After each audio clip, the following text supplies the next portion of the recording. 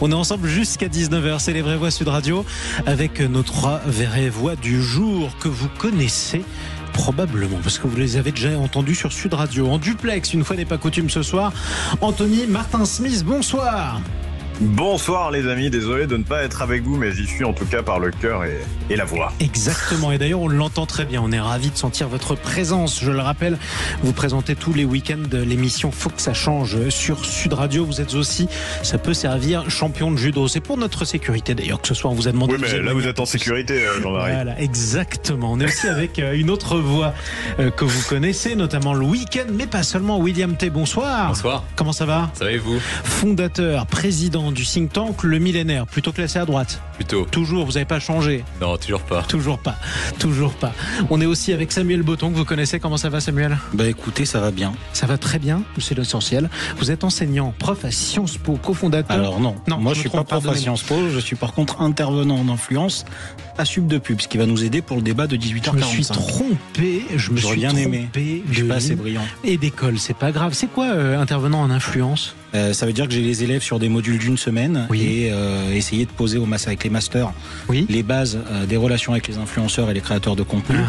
Et après, moi dans ma vision de la pédagogie, essayer de les mettre en cas concret et les mains dans le cambouis. Vous formez des influenceurs ou du moins des impresarios d'influenceurs. Voilà. Et ceux qui en même temps, Jean-Marie, je pense que vous êtes trompé parce que vous êtes Frédéric Brindel aujourd'hui. Mais non, ça c'est pas gentil, c'est pas grave. Bon, vous savez qui ne se trompe pas, en tout cas c'est Béranger, c'est notre vraie voix du soir. Bonjour à vous Béranger. Bonjour Jean-Marie, bonjour aux vraies voix. Mais bienvenue à vous sur Sud Radio, on est ravis de vous retrouver. Vous êtes d'où d'abord? J'habite à côté de Sarlat en Dordogne. Oh, c'est un bel endroit. À côté de Sarlat en Dordogne, c'est bien ça? Tout à fait. Oh, Sarlat-la-Canéda? Vous avez choisi une des plus belles villes de France? Comme exactement, la ville natale d'Étienne de la Boétie. Oh, entre autres, et puis surtout aussi un sacré terroir quand même, hein, parce que qu'est-ce qu'on y mange bien dans ce coin-là. Quand on a arrêté de regarder le paysage, c'est merveilleux d'être en Dordogne comme ça.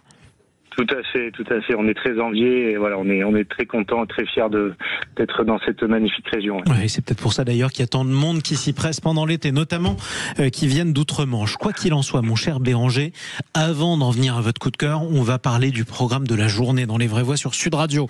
Plusieurs débats. D'abord, vous avez entendu parler d'influence et d'influenceurs. On va parler de ces plateformes. Un influenceur serait mort en plein live sur sa plateforme. Qu'est-ce qui s'est passé? Vous vous rappelez l'époque où on parlait de la télé poubelle? Il semblerait qu'on découvre les plateformes poubelles. On y reviendra dans notre coup de projecteur à 18h40.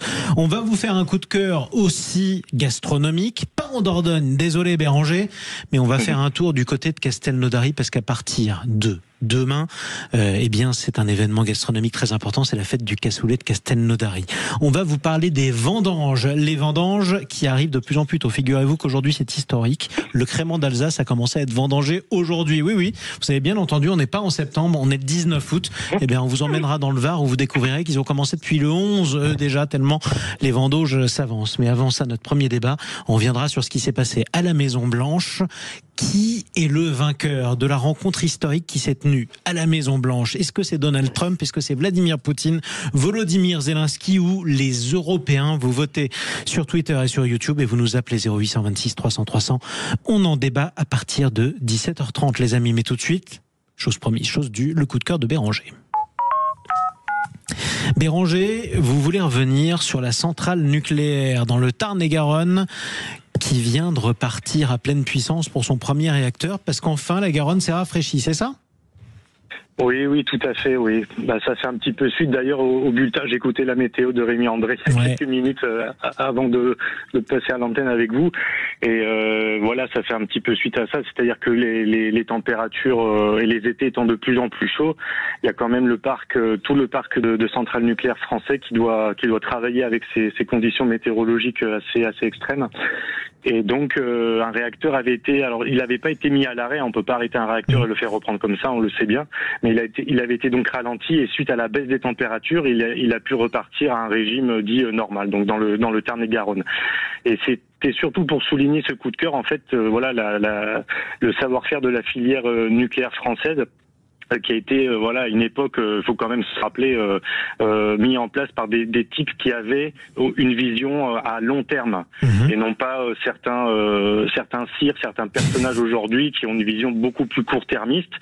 qui d'ailleurs va amener, je le rappelle à nos auditeurs, qui va amener à une augmentation au 1er janvier 2026 de la facture d'électricité d'à peu près 19 ou 20% selon l'UFC Que Choisir, à cause du système de marché de l'électricité européen. Et ça, c'est vraiment, encore une fois de plus, le gâchis des politiques actuelles qui était pourtant qui avait été lancé par nos aïeux et qui eux avaient réussi à faire de grandes choses à l'époque. Et nous, on détricote tout, on laisse faire, et c'est mon coup de cœur finit par un coup de gueule. Je suis désolé si on ne fait pas sur la radio. Bon, c'est pas grave. D'abord, on a le droit d'être de bonne humeur comme de mauvaise humeur. Le coup de cœur, c'est pour le nucléaire français. Le coup de gueule, c'est contre ceux qui ont voulu réduire la part du nucléaire français. Si je résume rapidement, c'est partagé ou pas par vous, Samuel Botton? En partie, parce que sur la question du nucléaire, on a souvent eu les mauvaises orientations et les mauvaises décisions, et finalement, que ce soit sur les questions énergétiques ou sur les questions d'écologie. J'aimerais vous dire qu'on paye 10 ans plus tard une erreur qui a été commise en 2017, mais en réalité on l'a payée beaucoup plus tôt, et sur la question du nucléaire, on a voulu agir trop vite, sans savoir quels étaient derrière les leviers qui nous permettraient de sortir par le haut de cette utilisation et d'avoir une vision pérenne par la suite. Et j'ai envie de vous dire, c'est un mal français, parce que c'est des problématiques qu'on a sur d'autres secteurs, qu'on a pu aborder dans les vraies voies. Je pense notamment à l'agriculture et au dernier projet qui a été rejeté par le Conseil constitutionnel. Ouais. Et en fait, tout ça pourquoi? Parce qu'on n'anticipe pas, on a du mal à se projeter à long terme, comme vous l'avez dit. Et il faudrait peut-être remettre un peu de vision et surtout d'opérationnel dans ces orientations politiques. William T, en quelques mots. En fait, le nucléaire, comme sur d'autres choses, en fait, on s'est fait avoir par deux belles idées qui ont été travesties. C'est l'escrologisme et l'européisme. L'escrologisme. En fait, les écologistes, en fait, ont voulu s'aborder une filière nucléaire qui est quand même une énergie qui est décarbonée, qui est pas chère, pour au final trouver et privilégier des énergies qui étaient beaucoup plus chères et beaucoup plus carbonées. On se souvient notamment que ceux qui ont fait ça à plein régime, ce sont les Allemands, qui ont substitué notamment les centrales nucléaires par des usines à charbon. Donc je ne sais pas si c'est plus rentable, si c'est plus efficace. Provisoire, en attendant que le renouvelable remplace le charbon, mais c'est vrai. Mais c'est vrai en tout cas. Sur l'autre point, ensuite après l'Europe, le problème de l'Europe, c'est qu'en fait avec des règles qui sont censées être théoriquement bien, notamment la liberté de concurrence et le fait d'harmoniser les règles, ont au final fait en sorte que un atout qui était français soit devenu un boulet, notamment en indexant le prix européen de l'électricité sur celui du gaz russe. Je suis pas sûr que ce soit la bonne idée, mais au nom d'une égalité entre les États membres, au final, on a travesti une idée européenne, c'est-à-dire qu'au lieu d'être plus forts ensemble, on est devenu plus faibles, et c'est pour ça que certains sont mécontents avec cette idée-là. Anthony, vous avez 30 secondes pour donner votre avis. Effectivement, William vient de le dire, indexer le prix de l'électricité sur le cours du gaz, c'est une hérésie. Et enfin, je vous dirais, il y a un point, moi, qui m'a toujours choqué ces dernières années, ce sont les écologistes qui s'en prenaient à nos centrales nucléaires, qui s'en prenaient aussi au transport de nos déchets nucléaires. Eh bien, je dirais qu'il y a aussi, certes, l'Europe, mais les écologistes qui y sont quand même pour beaucoup. Au début, on nous disait mais c'est pas bien le nucléaire, et puis finalement on y revient en nous disant en fait c'est la seule énergie décarbonée qu'on arrive à produire de façon massive et de façon propre. Alors on avait une écologiste parmi les vraies voix hier soir, elle vous aurait répondu, mais elle est plus là ce soir. C'est dommage, mais on y reviendra.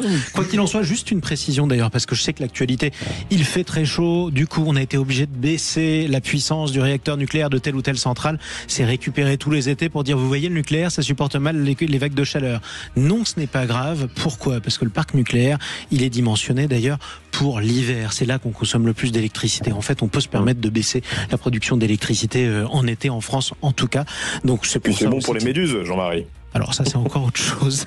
Quoi qu'il en soit, merci à vous Béranger, restez en ligne. On va se retrouver dans quelques instants. Je vous le rappelle, dans un instant, le coup de cœur d'Anthony Martin-Smith nous emmène à Castelnaudary. Sud Radio. Sud Radio. Parlons vrai. Parlons vrai. Sud Radio. Parlons vrai. Jean-Marie Bordry. Les vraies voix sur Sud Radio avec Anthony Martin-Smith, Samuel Botton et William T. Tout de suite, le coup de cœur d'Anthony Martin-Smith. Les vraies voix Sud Radio. Anthony, vous nous emmenez à Castelnaudary. Pourquoi ? Écoutez, parce que comme le Prosper Montagnier le disait, Castelnaudary, en matière de cassoulet, c'est Dieu le Père. Carcassonne, c'est le Fils. Et Toulouse, c'est le Saint-Esprit. Je ne sais pas de quel bord vous êtes, vous, Jean-Marie, mais j'ai malgré tout une petite idée. J'ai vécu 4 ans à Toulouse, donc ça m'aide. J'ai pas trop le choix, voilà. En tout cas, c'est vrai que ce sont les 3 recettes typiques du... Voilà. Et 3 villes qui se battent depuis la nuit des temps sur l'origine, la vraie recette du cassoulet, qui fait le meilleur cassoulet, ou quelle est l'authenticité de la recette du cassoulet. Pour ma part, je vous dirais que c'est Castelnaudary, mais rien n'est moins sûr. Personne n'est d'accord sur la recette. Est-ce qu'on met des haricots? Est-ce qu'on met des légumes? Est-ce qu'on met du jarret? Est-ce qu'on met de la saucisse? Donc, en tout cas, mon coup de cœur, c'est que quelle que soit la ville, quelle que soit la recette que nous revendiquions, eh bien, le cassoulet est un moment de partage. Avant tout, c'est quelque chose que l'on fait à l'occasion de fêtes, à l'occasion de célébrations. Et c'est cela, demain en tout cas, que l'on va célébrer avec cette fête du cassoulet. Un coup de cœur qui se transforme néanmoins en coup de gueule, avec l'industrialisation de cette recette, où parfois on n'est plus très sûr de ce que l'on mange, de ce qu'il y a dans notre recette. Le cassoulet est une recette qui vient d'Occitanie, ça, on en est certain. Par contre, ce n'est pas un pudding local. Non, ça c'est clair, effectivement. À partir de demain, la fête du cassoulet de Castelnaudary pendant plusieurs jours. Sacré événement, on passera un coup de fil depuis là-bas. Qui aime le cassoulet? C'est pas obligatoire, hein. William T, vous aimez pas? Jamais mangé. Vous avez jamais mangé? J'ai jamais mangé de cassoulet, je suis jamais parti en Occitanie de ma vie. Mais vous avez jamais mangé de cassoulet? Jamais. C'est vrai? Jamais. Mais écoutez, on va vous emmener. Ah bah écoutez, avec plaisir. Mais on va vous en faire goûter. Écoutez, vous n'êtes pas obligé d'aimer, hein, ceci dit. Une fois par an. Une fois par an? Tiens, à quelle occasion? Quand on m'en fait, en général, c'est mon père qui le fait. C'est vrai. Et il faut que ce soit lui et personne d'autre. En même temps, il est du coin aussi, non? Non, il est absolument pas du coin, mais on est très ouvert à la gastronomie française. Alors certes, nous sommes Marseillais du Sud. Bah oui, c'est pas le même coin. Non, mais l'Occitanie, ça reste des voisins sympathiques. Puis on a un peu de famille là-bas. Vous êtes mon voisin sympathique, c'est sympa, effectivement. Évidemment, on l'aime le cassoulet. En tout cas, c'était bien d'en faire un petit coup de cœur. Tout de suite, les 3 mots dans l'actu. Les vraies voix Sud Radio. Les 3 mots dans l'actu avec Magid Dehimat. Bonsoir. Bonsoir Jean-Marie, bonsoir tout le monde. 3 mots qui sont donc allocution, pénurie et abonnement. Oui, bonne nouvelle pour les familles. L'allocation de rentrée scolaire versée par la CAF arrive aujourd'hui. Pénurie de maîtres nageurs, piscine fermée pendant ces canicules. Et enfin, le championnat français de football a repris le week-end dernier. Les téléspectateurs ont dû de nouveau s'habituer à un nouveau diffuseur avec cette année Ligue 1+, avec des précisions de Paul Vinel. Les vraies voix Sud Radio. Oui, ça y est. C'est bien. Presque, c'est bientôt la rentrée. C'est bientôt la rentrée. Les stylos, l'odeur des livres neufs, les cahiers et de nombreux parents qui attendent avec impatience le versement de l'allocation de rentrée scolaire pour financer les fournitures de leurs enfants. Ce sont plus de 3 millions de familles qui vont recevoir l'ARS versée par la CAF ce mardi 19 août. Pour rappel, les allocations dépendent de l'âge de l'enfant et varient de 423 € pour un enfant âgé de 6 à 10 ans jusqu'à 462 € pour un enfant âgé de 15 à 18 ans. Une allocation critiquée par certains, comme c'est le cas de Emmanuel Devilliers au micro de nos confrères de RMC. Cette allocation, elle est totalement dévoyée. Ça devient gaguesque. Effectivement, on a beaucoup parlé il y a de nombreuses années des écrans plats. Et là, ça fait un bel écran plat, 400 €. Il paraît que c'est les consoles de jeux cette année. Et ce qui n'est pas normal déjà, c'est que c'est la condition de revenu. Ça devrait être quelque chose d'universel. Quand on a des enfants, tout le monde a les mêmes contraintes et les mêmes responsabilités. C'est très grave d'être parent à l'époque actuelle, c'est très difficile. Non, alors c'est un débat vieux comme le monde, vous venez de l'entendre, c'était chez nos confrères.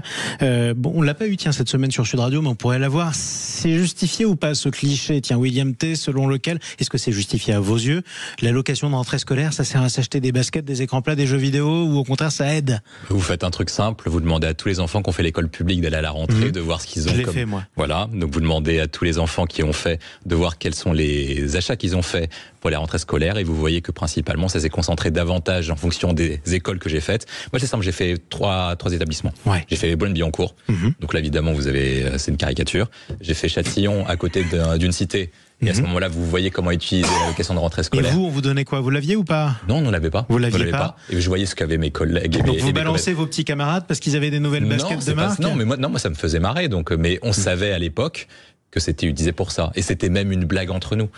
Donc en fait, tout le monde le sait que c'est utilisé pour ça. Bon, mais pour vous, dans ce cas-là, faudrait la supprimer? Non, il faudrait pas la supprimer, mais ça veut dire qu'en fait, à partir du moment où c'est dévoyé, soit vous la changez, soit vous la donnez à tout le monde, et après chacun fait ce qu'il veut. Mais à partir du moment où vous la réservez à des conditions de revenus, ça veut dire que dans l'esprit des gens, vous la donnez pour que ceux qui n'ont pas assez de revenus puissent en fait faire des achats scolaires. Mais si vous la donnez à ceux qui n'ont pas assez de revenus, et au lieu d'acheter des effets scolaires pour qu'ils puissent étudier, ils achètent autre chose, à ce moment-là, ça rend la définition d'être dévoyé. Donc soit vous la donnez à tout le monde, soit vous la supprimez pour tout le monde, aussi simplement que ça. Bon, écoutez, en toute logique, on attaque le deuxième mot en tout cas, c'est le mot pénurie, mon cher Magid. Pénurie de maîtres nageurs. C'est pas nouveau, vous allez voir, de nombreuses communes ne peuvent même plus ouvrir leur piscine. C'est dommage, ça aurait pu être utile la semaine dernière. Et oui, qui dit forte chaleur dit du monde dans les piscines municipales.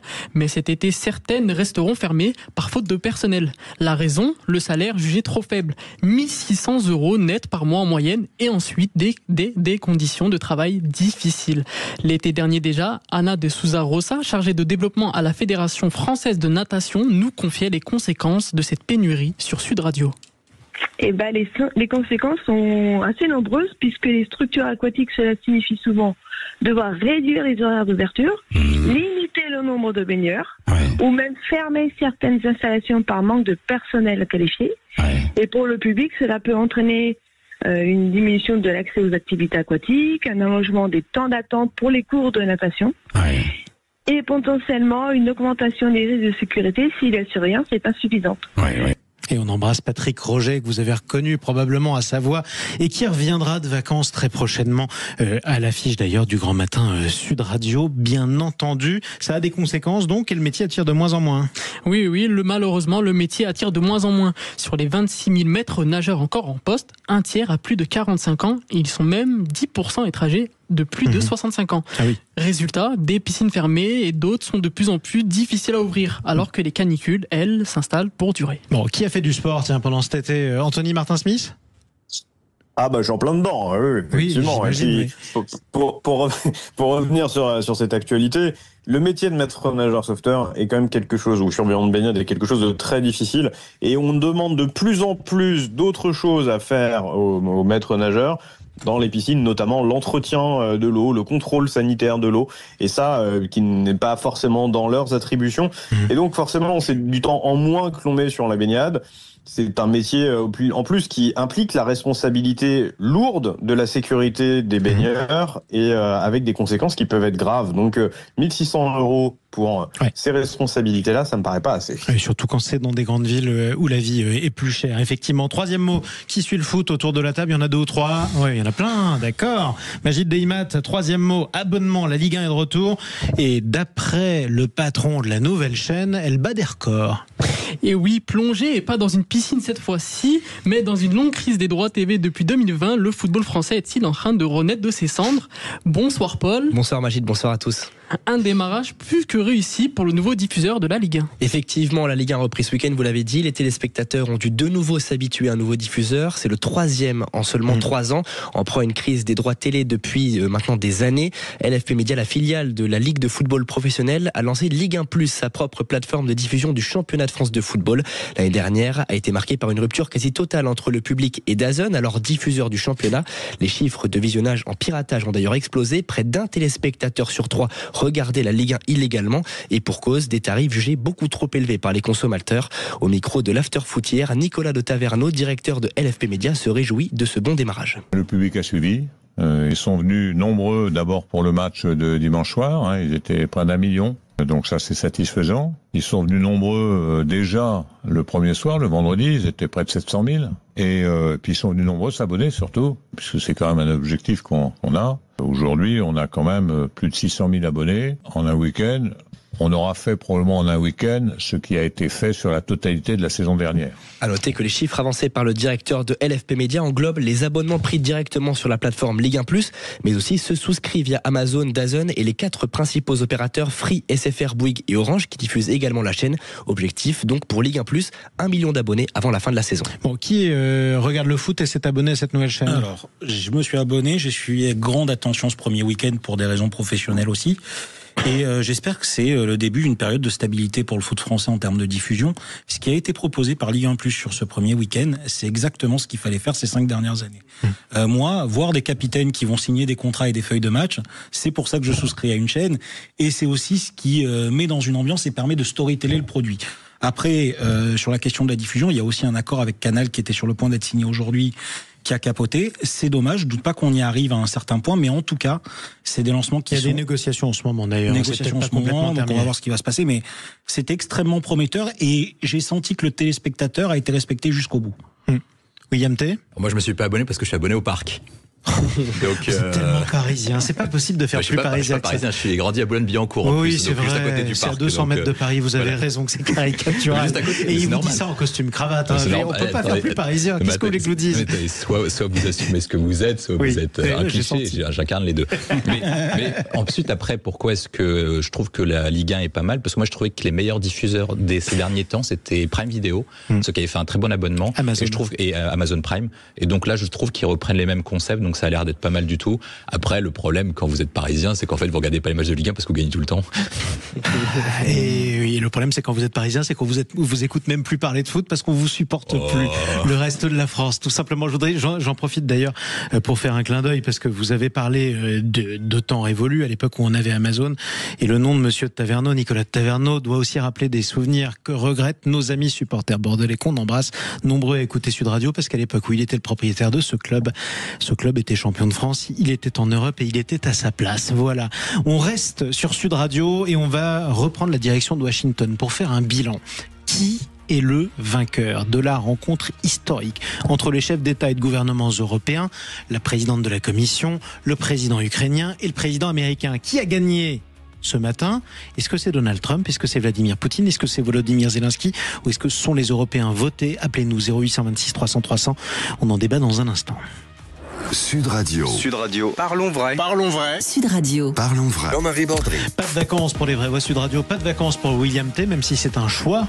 Oui, moi c'est un choix, ouais. Oui, vous êtes bizarre, décidément. Non, c'est pas pour ça. Moi, j'avais pris des mauvaises habitudes pendant très longtemps, donc je me suis dit que j'allais faire un camp d'entraînement pour être sain dans ma tête, être sain dans mon corps et avoir un nouveau corps pour faire une saison 25-26 où, comme le Paris Saint-Germain, on va tout soulever. C'est ça. Voilà. Pourtant, vous parlez comme un joueur de l'Olympique de Marseille qui vient de perdre un match et qui se fait sanctionner par son entraîneur. On y reviendra plus tard. Quoi qu'il en soit, on est aussi avec Anthony Martin-Smith qui lui n'est pas du tout en sanction. D'ailleurs, il est en duplex, mais il est toujours avec nous.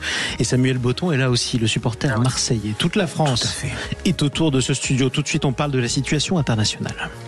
Les vraies voix Sud Radio, le grand débat du jour. Qui est le vainqueur de ce qui s'est passé ce matin? Rarement une rencontre internationale aura été autant scrutée que ce qui s'est passé ce matin. Une rencontre historique, je dis ce matin, c'était en fait en pleine nuit plutôt, à la Maison-Blanche. Donald Trump, les principaux chefs de gouvernement ou d'État européens, la présidente de la Commission européenne, notamment le président ukrainien. Qui a gagné? Est-ce que c'est Donald Trump? Est-ce que c'est Vladimir Poutine? Est-ce que c'est Volodymyr Zelensky? Ou est-ce que ce sont les Européens? On va en débattre avec notre invité qu'on accueille avec plaisir. David Rigoulet-Rose, bonsoir. Bonsoir. Chercheur à l'Institut français d'analyse stratégique.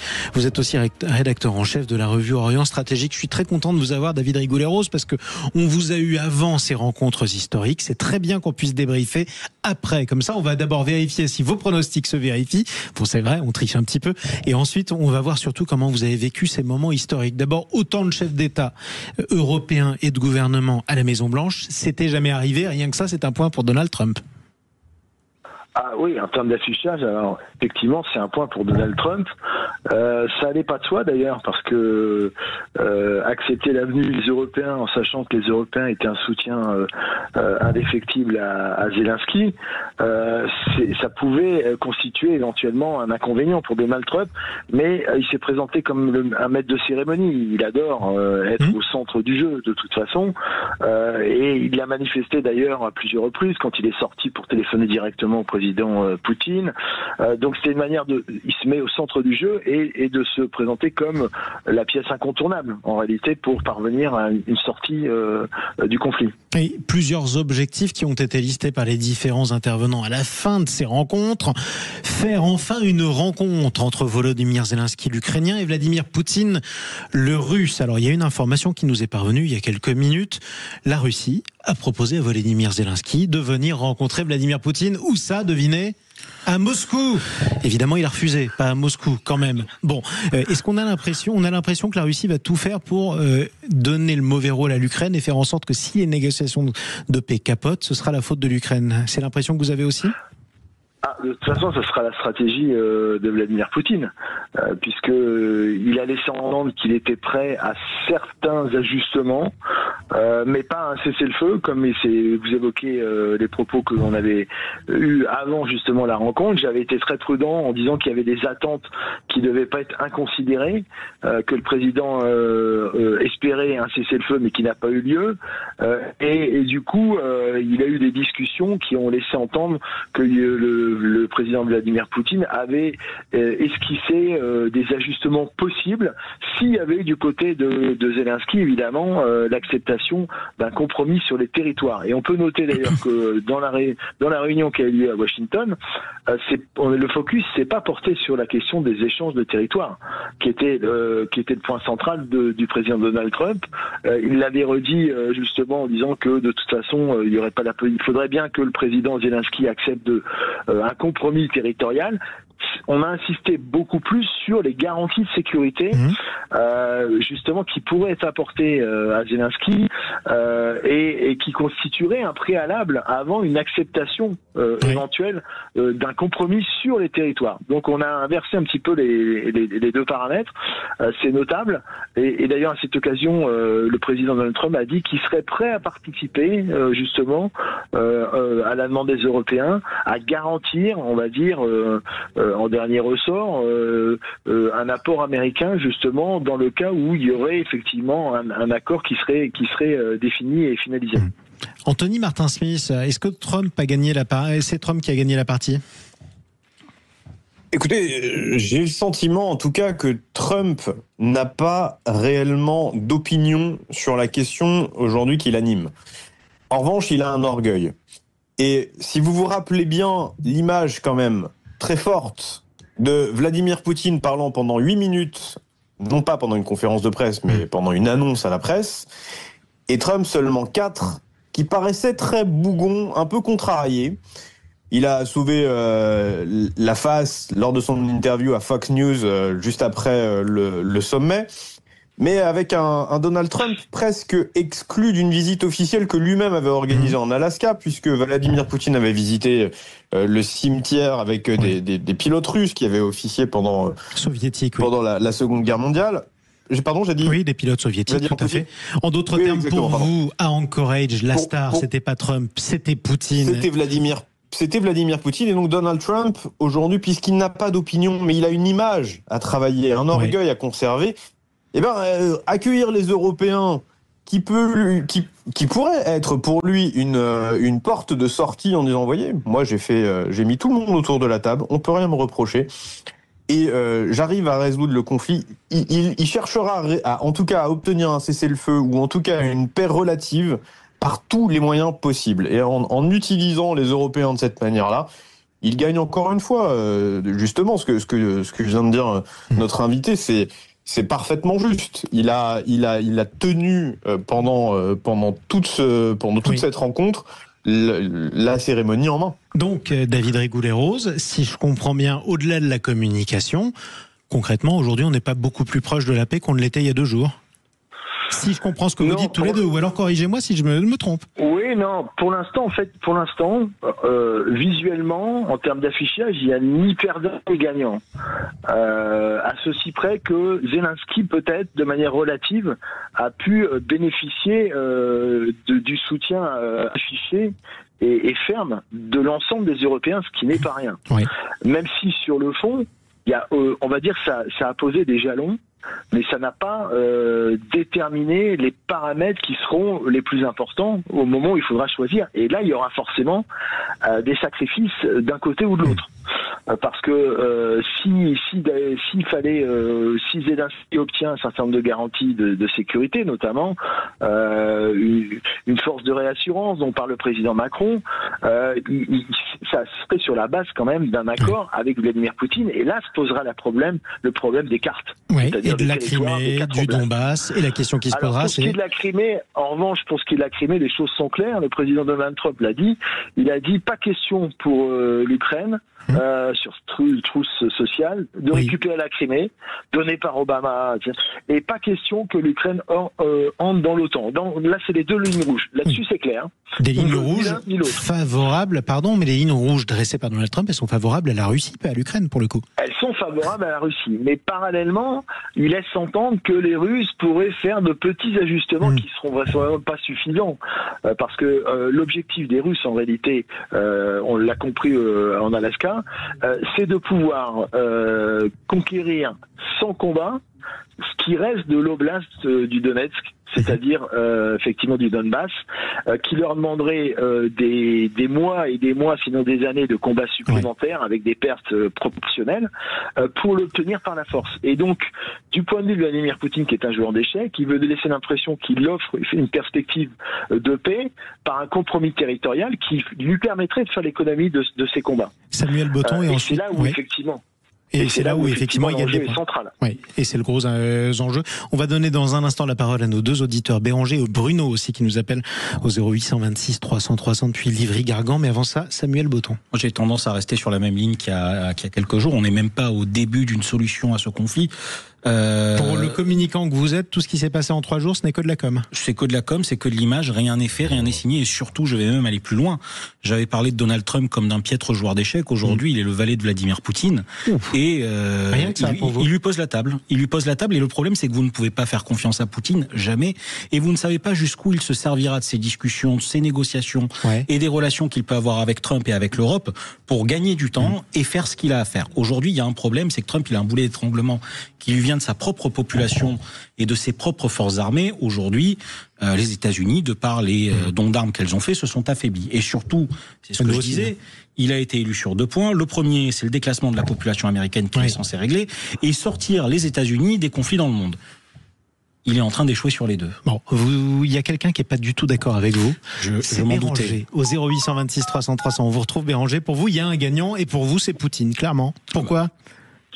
Bien sûr, moi, à la lumière de ce qui a été dit précédemment, je vois que Vladimir Poutine fait convoquer quelque part tous les dirigeants européens qui, le petit doigt sur la couture du pantalon, vont chez le patron occidentaux. C'est l'image que ça vous a donné, en tout cas. Évidemment. Il y a une photo qui circule. Bien sûr. Elle est fausse, celle-là. Ah merde. Non, elle est fausse. L'image, tiens d'ailleurs, j'en profite, si vous voyez, parce qu'il y a beaucoup de désinformations, si vous voyez une image avec Emmanuel Macron et les autres chefs de gouvernement et d'État européens qui attendent tous assis dans une énorme salle d'attente d'être reçus par le grand Donald Trump, cette image est créée par IA, c'est faux. Cela dit, en revanche, les autres photos peuvent donner la même impression à Béranger. Bien sûr, oui. Il y a eu beaucoup de fausses images générées par IA à ce sommet. Donc, mais ce que je voulais dire, c'était que Donald Trump, qui conserve, que les États-Unis conservent le leadership des Occidentaux, du monde occidental. C'est pas un scoop. Ça, c'est donc les Européens rappliquent. La diplomatie française est absolument éclatée depuis, en particulier le deuxième mandat d'Emmanuel Macron. Et Poutine est le gagnant. En tout cas, moi, ce dont je suis sûr, c'est que lui, il sera pas dans les perdants au terme, parce que là, on n'a pas encore le fin mot de l'histoire, les négociations n'ont pas donné de choses très concrètes, mais Poutine ne perdra pas, ça c'est une certitude. C'est comme ça que vous le voyez. Bien sûr, les Européens, la France en particulier, parce que Mélanie, par exemple, se détache, évidemment, elle a une position plutôt trumpiste, voire poutinienne. Je suis pas d'accord. Alors, c'est drôle, pour le coup, parce que on dit toujours que Giorgia Meloni est très pro-russe. C'est pas vraiment le cas quand vous écoutez ses discours. Elle est très atlantiste. Une autre partie de ses alliés, comme la Ligue, sont très pro-russes, mais c'est pas son cas à elle. Ça veut pas dire qu'elle est d'accord avec Emmanuel Macron, entendons-nous, Béranger. Juste un mot, je voudrais demander à Bruno, parce que Bruno est un peu plus partagé que vous. Pour vous, Bruno, depuis Livry-Gargan, 0826 300 300, il n'y a pas de gagnant, vous? Mais je pense que on est dans un paradoxe où à la fois on voudrait que le temps s'accélère et Trump fait tout pour que ça s'accélère à la vitesse incroyable avec des solutions en 24 heures, 12 jours, 6 jours, etc.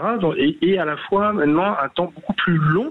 Et je pense que ce conflit, on n'est pas plus proche de la paix aujourd'hui qu'on l'était il y a une semaine, et que là c'est plutôt le jeu de qui ne perd pas. L'enjeu de Poutine, c'est de faire traîner les choses. Et le jeu de Zelensky, en tout cas son point de vue, c'est en tout cas de ne pas perdre l'allié américain et donc lui donner des gages qu'il va dans son sens, qu'il veut en effet négocier, qu'il n'est pas buté, alors que, je dirais, s'il était simplement sur quelque chose de très précis, il pourrait dire, chers États-Unis, vous avez signé le mémorandum de Budapest en 1994, vous me devez protection, c'est écrit noir sur blanc, si un jour mes frontières sont attaquées, vous me déprotégerez, puisque j'ai rendu mes armes nucléaires. Donc il ne rentre même plus là-dedans, il rentre dans le jeu de Trump. Tout le monde a oublié. Voilà, il rentre dans le jeu de Trump en disant, les Ukrainiens n'ont pas oublié, il rentre dans le jeu de Trump sachant que cet argument serait balayé par Trump. Il ne tiendrait pas compte. Donc là, le but, c'est de dire, je ne suis pas seul, je veux aussi la paix, et c'est en gros celui qui dira le plus, je veux la paix, et ne perdra pas... je comprends ce que vous dites, Bruno. Et le but, c'est de dire qu'à un moment donné, Trump, du point de vue de Zelensky, ce qu'il espère, c'est qu'il s'élève un peu contre Poutine en disant c'est vraiment lui le plus buté. Donc celui qui sera le plus buté aura perdu. Voilà, en tout cas, c'est intéressant de le voir là-dessus. Ce qui est intéressant dans ce que vous dites aussi, Bruno, c'est qu'il y a plein de choses qu'on a oubliées. Effectivement, les Ukrainiens, au début des années 90, ont renoncé aux armes nucléaires soviétiques qui étaient sur leur territoire, les ont données à la Russie. En l'échange, les Russes se sont engagés à respecter l'intégrité territoriale de l'Ukraine, avec la garantie notamment des Américains et des Anglais. Cette garantie, elle n'existe plus, évidemment, puisque la Russie a envahi l'Ukraine. J'aimerais que David Rigoulet-Rose réagisse à tout ce qu'on vient de dire, et ensuite, je redonnerai la parole à William T, qui a l'air de frémir par moments quand il entend certains arguments. David Rigoulet-Rose. Oui, je crois que par rapport au sommet qui vient de se passer, il faut attendre que la brume se dissipe. Parce qu'il y a l'évocation d'une potentielle rencontre tripartite. Le président Macron voudrait que ce soit quadripartite, c'est-à-dire pour que les Européens soient présents, ce que ne souhaite pas évidemment le président Vladimir Poutine. Il se verrait beaucoup plus dans un format A3 où Zelensky serait isolé par rapport aux deux autres. Donc il y a beaucoup de choses, et en même temps il y a eu une habileté quand même de Zelensky en venant. Alors je parle pas de son habileté vestimentaire pour corriger. Il était plus en t-shirt, il était en veste. Voilà, c'est ça. Mais aussi sur le fait que, et là ça touche la corde sensible de Donald Trump, en annonçant 90 milliards d'achats d'armes aux États-Unis, qui ne seront plus des dons et qui seront financés par les Européens. Et là, évidemment, c'est aussi pour les Européens un moyen de pression indirecte, parce que c'est ce qu'attend Donald Trump en réalité. Il est dans la logique mercantiliste, et donc d'une certaine manière ça l'oblige aussi à rentrer dans le jeu des Européens presque malgré lui. Et c'est ce qui explique aussi certaines des déclarations en disant que nous vous donnerons une très bonne protection, une participation au moins dans l'écosystème du renseignement aérien, etc., même s'il y a le refus des tout au sol. Et on retrouve l'énigmatique projet d'un article 5 qui ne serait pas l'équivalent de l'OTAN, puisqu'il n'est pas question que l'Ukraine rentre dans l'OTAN, mais qui serait similaire. Alors c'est assez brumeux, c'est le côté brouillon de Donald Trump, mais ça montre à quel point lui-même est aussi piégé par ses contradictions. Oui, effectivement. William T. Il y a plusieurs choses. Le premier, c'est si c'est un match de foot, on est à peine à la mi-temps. Si c'est un match de basket, on est à peine au carton. C'est-à-dire, ce qu'a dit Lindsey Graham, le sénateur républicain qui suit ces questions, dit qu'en fait il espère une fin du conflit d'ici décembre et d'ici avant Noël, plus ou moins avant Noël. Donc en fait, ce qui joue, c'est plusieurs choses. La première, c'est qu'en fait la rencontre qu'il y a eu à la Maison Blanche, c'est la deuxième partie de la première rencontre en Alaska. Les deux vont de pair. Et ce qui s'est passé, je pense, dans la première partie, c'est que Trump a considéré que dans ses objectifs de guerre, il vaut mieux normaliser sa relation avec la Russie que d'apporter la paix en Ukraine. C'est-à-dire que par rapport à sa campagne électorale, il a inversé cette priorité. Ça, c'est le premier point le plus important. En d'autres termes, Donald Trump est prêt à refaire du business avec les Russes, quitte à ce que l'Ukraine se fasse envahir jusqu'au bout. Parce qu'en fait, son objectif de guerre, et son premier point, c'est comme ça qu'il est devenu président de la République en 2016, enfin président des États-Unis en 2016, c'est d'affronter la Chine pour éviter que la Chine devienne première puissance mondiale. Or, il veut faire le même coup que Kissinger et Nixon avec la Chine, donc c'est-à-dire détacher la Russie de la Chine. C'est son premier point. Le deuxième point, c'est que Poutine a à peu près les cartes en main. Parce qu'en fait, on peut dire à peu près ce qu'on veut. La diplomatie, c'est la traduction d'un rapport de force militaire. Or, celui qui a l'avantage militaire sur le terrain, c'est Vladimir Poutine. Et donc, tant que Vladimir Poutine a l'avantage militaire, en fait, ce que font les Européens en train de réclamer un cessez-le-feu, etc., ça sert strictement à rien, parce qu'en fait, il n'a pas intérêt à le faire. Il n'a pas intérêt à le faire. Sauf que pour ne pas revenir dans le mythe de la Russie toute puissance, il a l'avantage sur le terrain militaire actuellement. Justement, je termine. Il a un point, Poutine, à régler. C'est pour ça que, pour l'instant, c'est le grand gagnant. C'est qu'en fait, le seul contrainte qu'il a, c'est le financement de l'effort de guerre.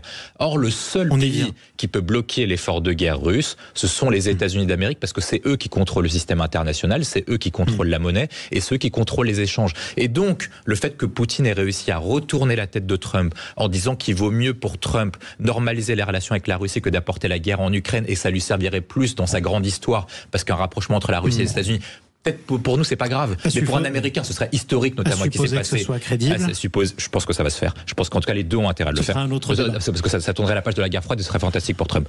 Donc ça permettrait notamment de réussir sur ce point. Et le dernier point, je pense, et c'est ça le point le plus intéressant, je pense que sur la traduction du conflit, c'est qu'en fait Zelensky a obtenu la chose qu'il attendait et que Trump a réussi à obtenir de Poutine. Ça veut dire, en fait, l'équation qu'a Trump, c'est faire en sorte de baisser les exigences de Poutine, tout en faisant en sorte d'apporter des sécurités militaires à l'Ukraine pour ne pas apparaître comme Daladier ou comme Chamberlain. Et si Trump réussit à faire ça, il arrive à signer un accord de paix. Et pour l'instant, il a réussi à faire baisser les exigences de Poutine, notamment sur Zaporijjia et sur Kherson.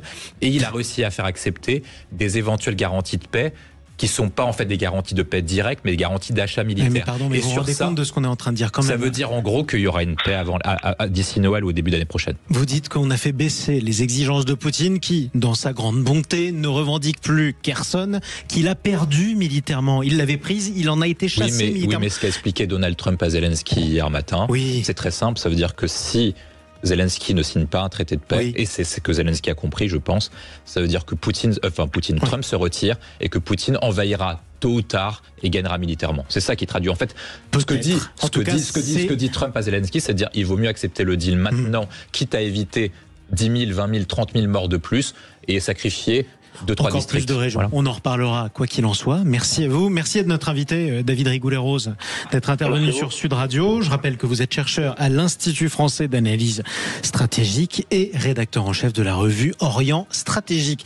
Elle est restée avec nous, il est 17h50. On remercie tous ceux qui nous ont appelés, notamment Bruno qui nous a appelés au 0826 300 300. Dans un instant, on va tester votre connaissance de l'actualité un petit peu. Sud Radio, votre attention est notre plus belle récompense. Jean-Marie Bordry. Allez, on est de retour avec nos 3 vraies voix. On continue à refaire le monde, même quand vous nous entendez pas, évidemment. On a des grandes cartes du monde, on regarde qui veut avancer, qui veut reculer. On est avec William T, avec Samuel Botton et Anthony Martin-Smith en duplex. Béranger, vous êtes toujours là ? Oui, toujours. Au 0826 300 300 Béranger, c'est vous qui allez jouer dans un instant. On va tester votre connaissance de l'actualité tout de suite, si ça vous va. Eh ben, on va tester ça de retour de vacances, alors j'ai pas été connecté. C'est pas grave, c'est pas grave. Tant que vous avez écouté un peu Sud Radio, vous avez la moitié des réponses, en général.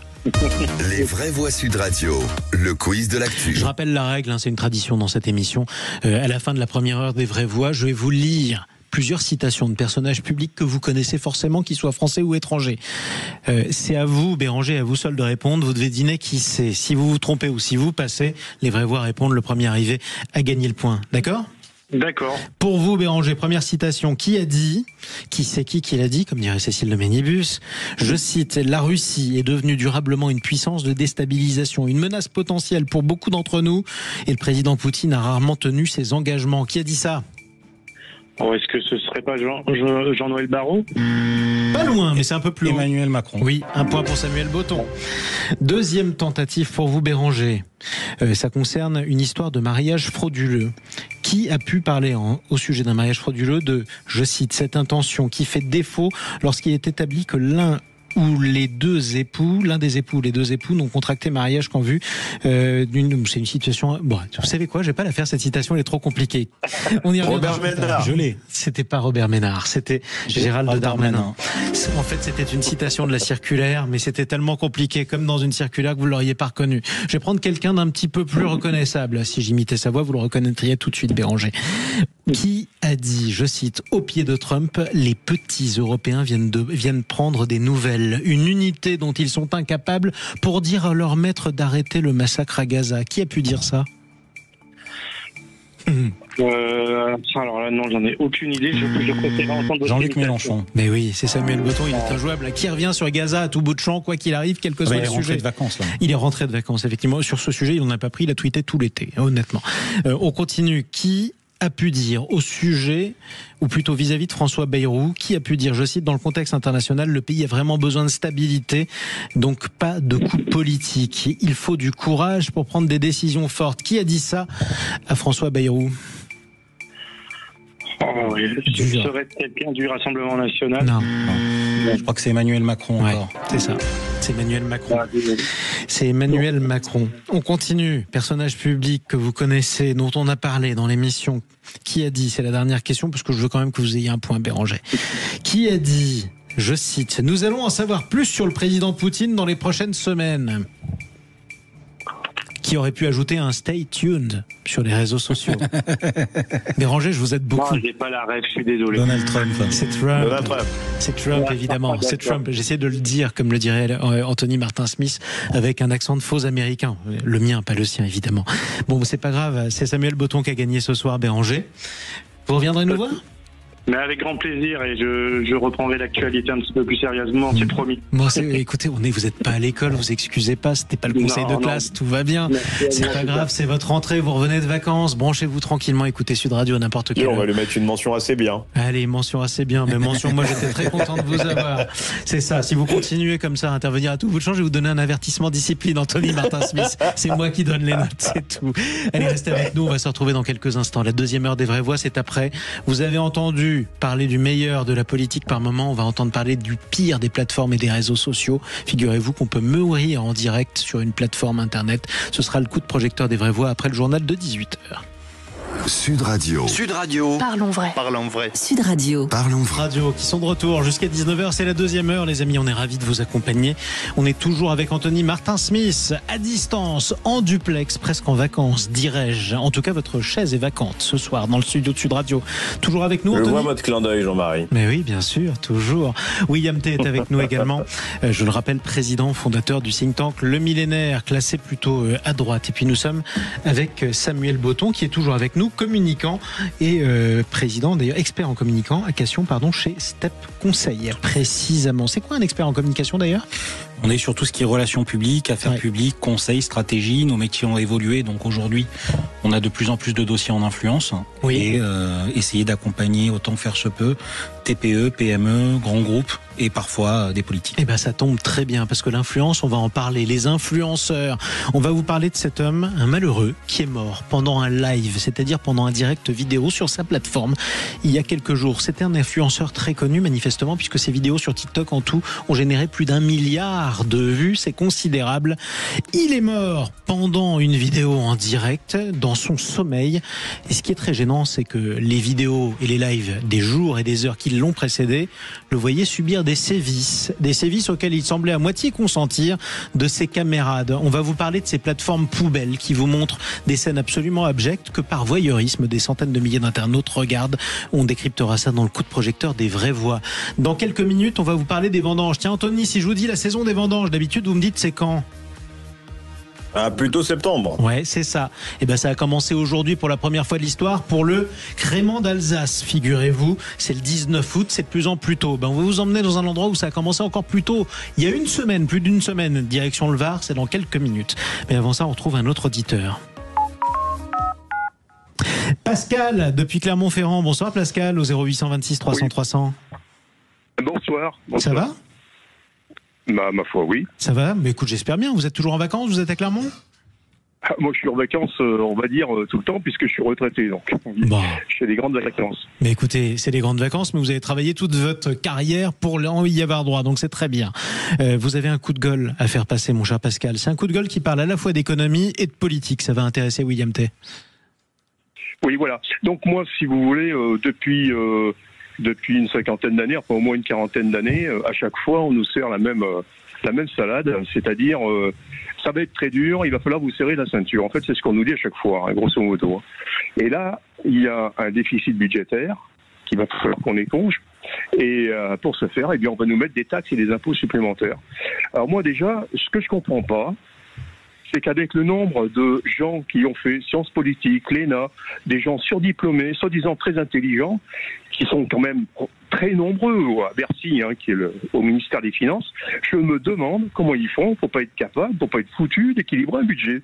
Parce que quand même, tous, chacun chez nous, on sait quand même que quand on a 100 balles, on dépense pas 150. Donc, et puis attention, c'est quand même des milliards, on parle d'une centaine de milliards, je crois, le déficit budgétaire. Donc, moi, je voudrais savoir comment ça se fait que ces gens-là, grassement payés, avec des tas d'avantages, voitures de fonction, avec chauffeur, logement de fonction, des salaires, ma foi, qui sont plus près des 15 000, 20 000 euros que du SMIC. Je me demande comment ça se fait qu'on n'arrive pas à avoir un budget équilibré. Et qu'à chaque fois qu'on a un problème de déficit, eh bien, c'est encore et toujours à nous, les contribuables, de rembourser, de payer plus de taxes, de payer plus d'impôts. Pourquoi est-ce que on limiterait pas, puisque on se sert de cabinets de cabinets de conseil pour faire quand on a des problèmes, des crises à régler, on passe par des cabinets de conseil. Pourquoi est-ce qu'on réduirait pas le nombre de hauts fonctionnaires? Pourquoi est-ce qu'on réduirait pas le nombre de ministres? Je regarde tout à l'heure, le gouvernement de Georges Pompidou, il y avait 19 ministres, on en est à plus de 30. Faut peut-être un petit peu réduire un peu Moi, je sais pas, quand j'ai des problèmes chez moi, je réduis mon train de vie. Il y a de l'argent que je donne plus. Après, la différence, c'est que vous n'avez pas de personnes qui ont un contrat de travail avec vous et un emploi garanti à vie. Vous n'en avez pas dit si vous pouvez pas. Du coup, vous n'en avez pas la moitié que vous devriez virer si vous vouliez équilibrer votre budget. Je parle des fonctionnaires, par exemple. C'est plus facile à dire qu'à faire de réduire le nombre de fonctionnaires, Pascal. Oui, d'accord, mais ça fait quand même 40 ans qu'on nous dit qu'on va réduire le train de vie de l'État. Ça fait 40 ans que ça dure. Alors tout le monde l'a pas dit, la gauche l'a pas toujours dit. Je sais pas. Pardon ? Tout le monde l'a pas dit, c'était pas au programme de tous les gouvernements de réduire le train de vie de l'État ou le nombre de fonctionnaires. Quand même. C'est surtout les partis de droite qui le disaient, c'est vrai. Mais ils ont été au pouvoir aussi, les partis de droite, pourquoi ils l'ont pas fait ? Tiens, j'en ai un qui est de droite, justement. Il va vous répondre, il va essayer de se défendre. C'est William T, mon cher Pascal. William. Moi, je pense qu'il y a un sujet qui est essentiel, c'est que... Enfin, il y en a deux. Le premier, c'est plus simple, c'est que je suis d'accord avec ce qui a été dit, notamment par l'auditeur, c'est qu'en fait, à chaque fois, on applique toujours les mêmes remèdes. Ça veut dire qu'en fait, à chaque fois, on a toujours des dépenses qui augmentent et des déficits qui augmentent. Et en fait, pour faire payer le tout, on a la facture au contribuable parce qu'on considère que c'est un pigeon et qu'il va toujours payer jusqu'à la fin de sa vie. Et d'ailleurs, c'est pour ça que la France a toujours une bonne note, notamment auprès des agences de notation. C'est que les agences de notation considèrent que la France a une capacité à recouvrer l'impôt qui est maximale. Or, moi, je pense que le véritable sujet, c'est que c'est pas aux Français de se serrer la ceinture lors du budget 2026, c'est à l'État de le faire. Pourquoi ? Parce qu'il faut changer de logiciel. Chaque année, on fait à peu près le même truc, c'est qu'on augmente les dépenses publiques tous les ans. Même si Bayrou dit qu'il fait des économies, au final, le budget des dépenses publiques va augmenter. On augmente le budget des dépenses sociales et pour autant, vous n'avez jamais autant payé d'impôts, vous n'avez jamais autant dépensé, vous avez des services publics qui disparaissent. Il vous manque des services publics de qualité, il manque des profs, il manque des policiers, il manque des types qui bossent dans la justice. Donc la question qui se pose auprès de tous les Français, c'est pourquoi est-ce qu'on paye davantage d'impôts pour avoir de moins en moins de droits ? On se fait moins rembourser les médicaments, on a moins d'allocations familiales, on a moins d'allocations sociales et on demande toujours plus de payer. Donc peut-être qu'il y a un problème qui se pose et peut-être qu'il faut véritablement changer de logiciel. Et sur la question qui se pose, c'est pourquoi est-ce que la droite ne l'a pas faite ? Tout simplement parce qu'en fait... Qu'est-ce qu'elle aurait dû faire dans ce cas-là ? Parce que j'ai compris qu'il fallait changer quelque chose, je comprends toujours pas quoi. Moi je pense qu'on n'a jamais rompu le dogme de Mitterrand posé en 80, c'est-à-dire que Jacques Chirac s'est soumis aux thèses de Mitterrand avec sa campagne de la fracture sociale. Au dogme socialiste, ça veut dire qu'on dépensait toujours plus. C'est-à-dire que vous dépensez toujours plus. Donc, qu'est-ce que tout simplement, aujourd'hui, imaginons que vous soyez... C'est-à-dire que c'est pas un problème de moyens, c'est un problème de ligne politique. C'est-à-dire que si on a un problème, globalement, si on a un problème avec la sécurité, on dira il faut augmenter le nombre de policiers. Si on a un problème à l'hôpital, on dira il faut augmenter le nombre de personnels soignants. Si on dit qu'il y a ça... Non, moi je pense que le problème, c'est la question de la gouvernance et du fait, en fait, qu'à chaque fois qu'on a un problème, il n'y a pas toujours besoin d'augmenter les dépenses, d'augmenter le personnel et d'augmenter les impôts. C'est pas comme ça qu'on s'en sortira. Avec un exemple simple, c'est que les autres pays dépensent beaucoup moins que nous, ils sont peut-être plus efficaces. Alors on en reparlera, en tout cas, parce que c'est un vieux débat, et vous aviez raison, Pascal, de soulever, en tout cas, parce qu'il y a beaucoup de Français qui se posent la question, quel que soit l'accord ou le désaccord qu'on pourrait avoir avec vous. Bon, profitez bien de Clermont quand même, Pascal. Et de votre retraite ? Oui, il fait un peu moins chaud là. C'est vrai que c'est moins désagréable, on va dire. C'est ça. On embrasse les Clermontois et puis on a hâte que la SM revienne jouer parce que Sud Radio reste la radio du rugby et on adore suivre les Jaunards. Voilà, on les embrasse tous. Restez avec nous, je vous emmène dans le Var. Il fait quand même chaud dans le Var, vous allez voir. Dans un instant, on vous parle de ces vendanges qui ont lieu de plus en plus tôt. Ça a déjà largement commencé dans le Var. Sud Radio. Sud Radio. Parlons vrai. Parlons vrai. Sud Radio. Parlons vrai. Leclerc, bonjour. En direct du dressing de ma fille pour la collection rentrée. Alors, quoi de beau sur le podium ? Une robe qui tourne, un super legging et surtout 40% de tickets Leclerc. Oh, ça c'est stylé. Et pendant l'opération rentrée des classes du 18 au 23 août, profitez de 40% de tickets Leclerc avec votre carte sur les vêtements et sous-vêtements enfants. Tout ce qui compte pour vous existe à prix Leclerc. Or, maillot de bain, accessoires, chaussures, pantoufles, catégorie bébé, produits Eco+. Modalité et magasins participants sur www.e.leclerc. Offre également disponible en click and collect. Sud Radio Toulouse 101.8 et en DAB+. Sud Radio. Mais peut-on tenter de gagner plus de 1 million d'euros carte U mise en jeu? Oh, de quoi attaquer la rentrée du bon pied. Alors rendez-vous chez U du 19 août au 7 septembre pour le grand jeu spécial rentrée. 2, 5, 10 ou même 100 euros carte U sont à gagner. Obtenez un code à votre passage en caisse et jouez sur l'appli Mon Magasin U. Retrouvez aussi le jeu sur Course U. Dans vos magasins U et sur Course U. Jeu avec obligation d'achat réservé aux clients carte U des 30 euros d'achat et ou l'achat d'un produit partenaire jusqu'au 7 septembre inclus. Montant total des dotations mises en jeu dans les magasins U participants. Conditions et règlements sur magasin-u.com. Ligue 1 Plus disponible sur Prime Video avec 8 matchs en direct chaque week-end.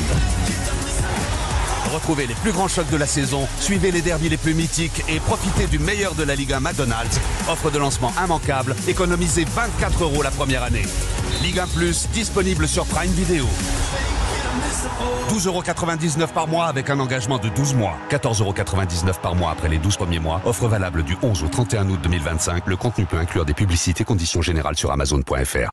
Les vraies voix Sud Radio, 17h-19h, Jean-Marie Bandry. 18h18 sur Sud Radio avec William T, Samuel Botton, Anthony Martin-Smith. Tout de suite, on fait des vendanges.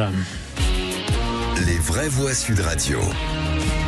Parce que c'est l'info en plus, c'est historique. Aujourd'hui, dans le nord-est du pays, en Alsace, on a commencé les vendanges du crément d'Alsace. C'était jamais arrivé aussitôt. Vous vous rendez compte, un 19 août. Eh bien, nous, on a trouvé, parce qu'on est Sud Radio, un endroit où ça a commencé depuis encore plus longtemps, depuis plus de la semaine dernière d'ailleurs. Et on en parle avec notre invitée Gwendoline Berger. Bonsoir. Bonsoir Jean-Marie. Bienvenue à vous sur Sud Radio. Vous êtes vigneronne, vous êtes très heureuse d'être avec vous. Ben, on est très heureux de vous avoir, surtout qu'en plus vous êtes débordée en ce moment, en pleine vendange. Je le disais, vous êtes vigneronne, cofondatrice du Clos des Baies. C'est le nom du clos. Vous êtes dans le Var, vous faites du rosé, du blanc et du rouge. Vous êtes où précisément ? Alors, nous sommes à Grimaud et à Ramatuelle, avec des parcellaires sur ces deux sites, avec des parcelles qui surplombent la mer, plein est, avec de belles entrées maritimes, heureusement, qui viennent apporter des airs salins et marins sur nos belles vignes. C'est merveilleux tout ça. Vous, je le dis, vous êtes débordés parce que vous êtes en pleine vendange. Ça a commencé quand ? Alors, ça a commencé le 11 août. J'ai commencé l'année dernière le 9 août. L'année d'avant le 13, mais bon, ça se suit, mais c'est fulgurant. Il y a des maturités qui arrivent à une vitesse qu'on n'arrive pas à suivre. Ça a commencé non pas hier, ça a commencé le lundi d'avant. Vous vous rendez compte, début août, on vendange dans le Var, et c'est devenu une habitude les 3 dernières années. C'est dingue quand même.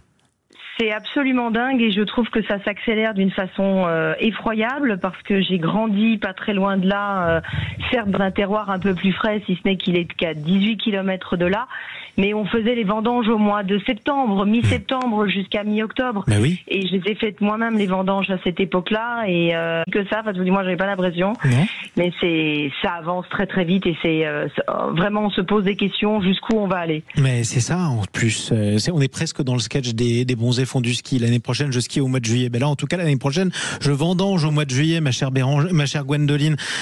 Autre chose qui bouge, c'est le degré d'alcool de vos vins, notamment dans le rouge. Aujourd'hui, vous êtes à combien ?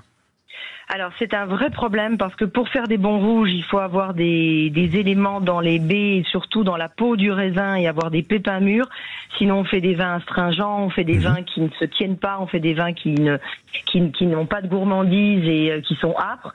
Et pour avoir ces éléments organoleptiques, il faut attendre qu'ils arrivent. Et malheureusement, les sucres arrivent plus tôt et de plus en plus tôt. Et si on veut avoir de bons vins, il faut attendre un peu plus. Donc forcément avoir des vins avec un peu plus de degrés souhaités, mais il n'y a pas le choix. Parce que sinon, autant faire des jus de fruits ou autant arrêter de faire du vin pour moi. Du coup, vos bons rouges, ils sont à combien ?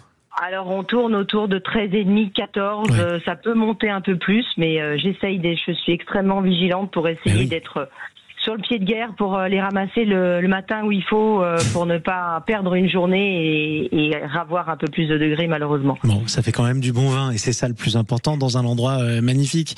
Anthony Martin-Smith, le vin aussi qui est quand même touché clairement par le réchauffement climatique.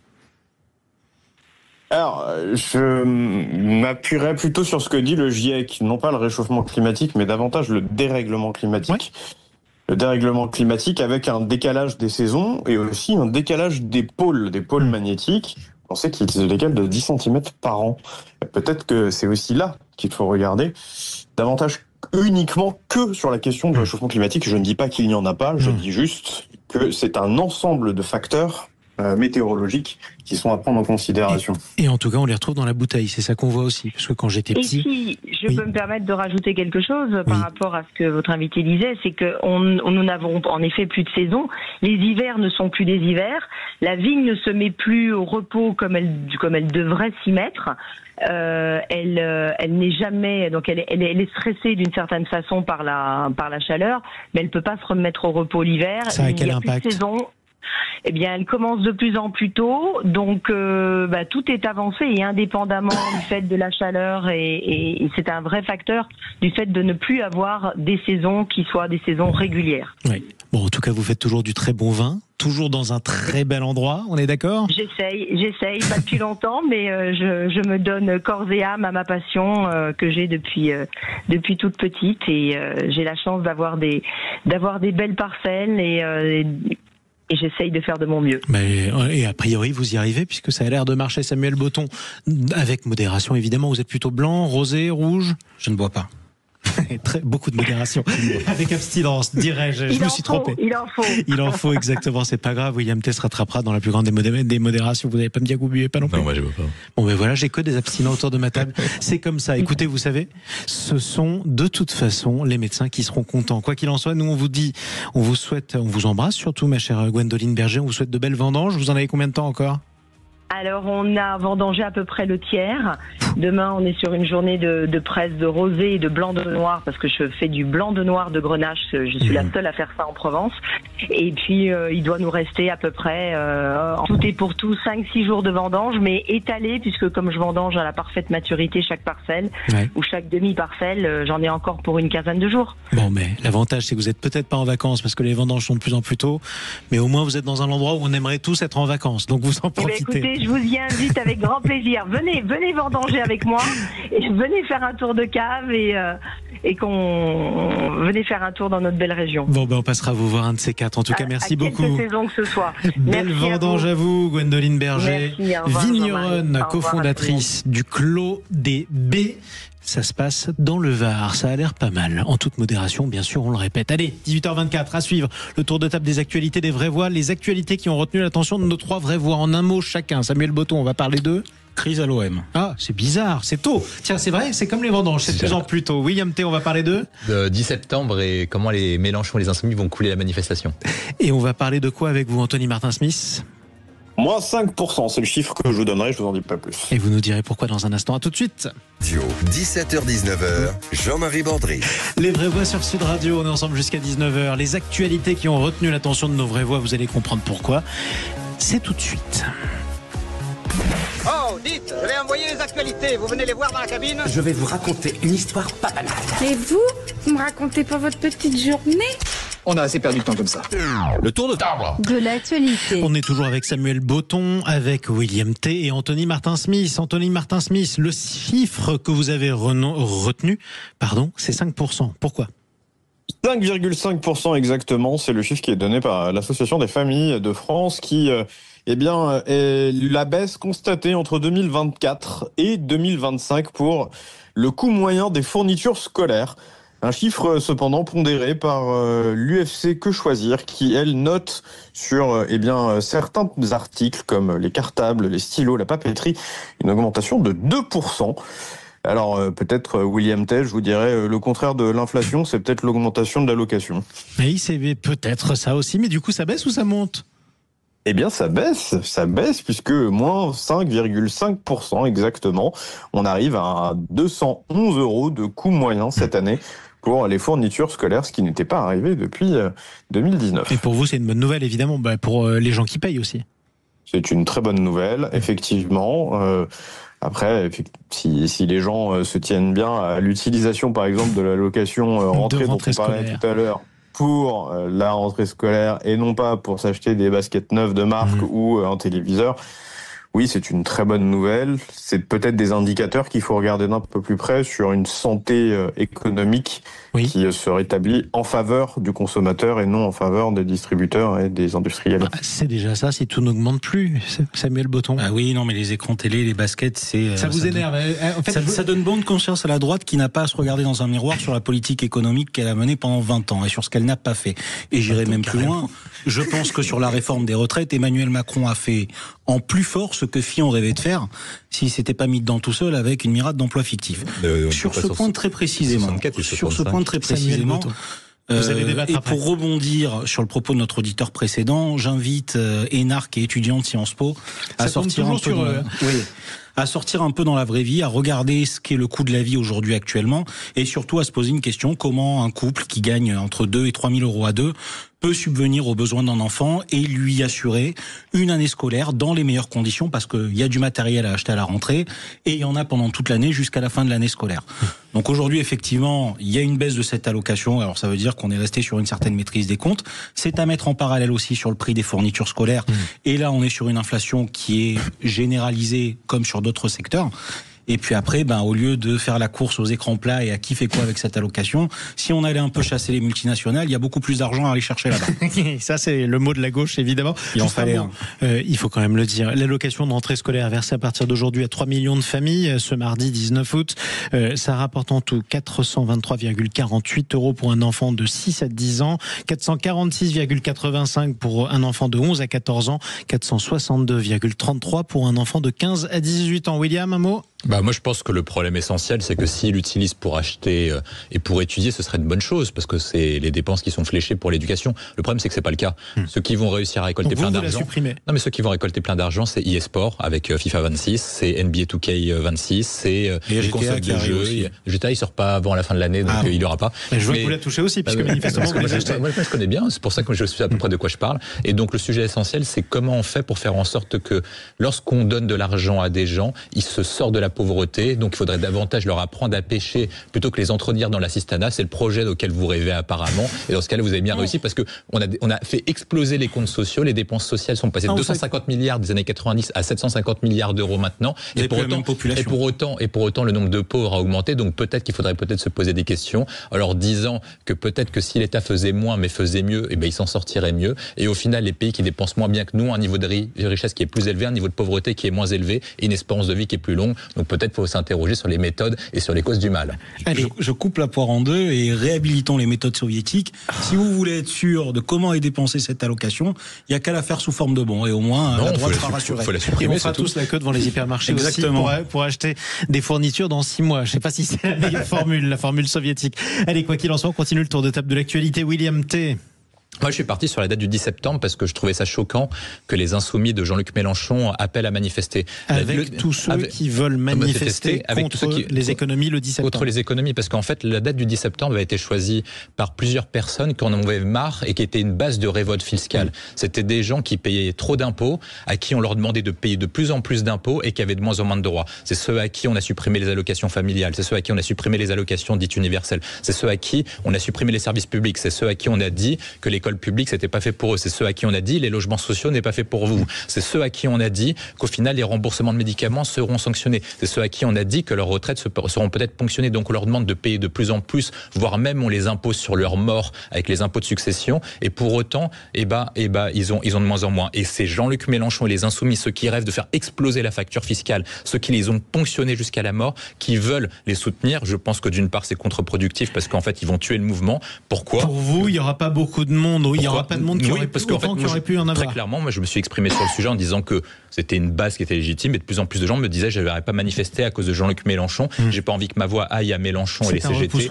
C'est un repoussoir pour deux raisons. La première, c'est que là où Mélenchon passe, les combats trépassent, c'est-à-dire que tous les combats qu'il a pris, au final ils ont tous coulé. On se rappelle des Gilets jaunes notamment, lorsqu'il emprunte la cause des Gilets jaunes, le nombre de manifestants baisse, et à chaque fois qu'il a emprunté une cause, il n'a rien réussi. En 40 ans, il n'y a pas une seule loi qui porte son nom. Et deuxième point, et je pense que c'est ça le plus important, c'est qu'alors qu'en 2002, les gens gens manifestaient contre le Rassemblement national en disant que la jeunesse emmerdait le Rassemblement national. Aujourd'hui, les Français emmerdent la France insoumise et de moins en moins de personnes veulent se retrouver avec eux parce que c'est devenu le repousseur absolu, ceux qui font peur à toutes les causes, ceux qui font peur à tous les peuples. Et désormais, les Français se détournent d'eux et on verra ça le 10 septembre. Anthony Martin-Smith, pour vous, est-ce que la France insoumise et le soutien de la France insoumise aux manifs du 10 septembre va tuer le mouvement ?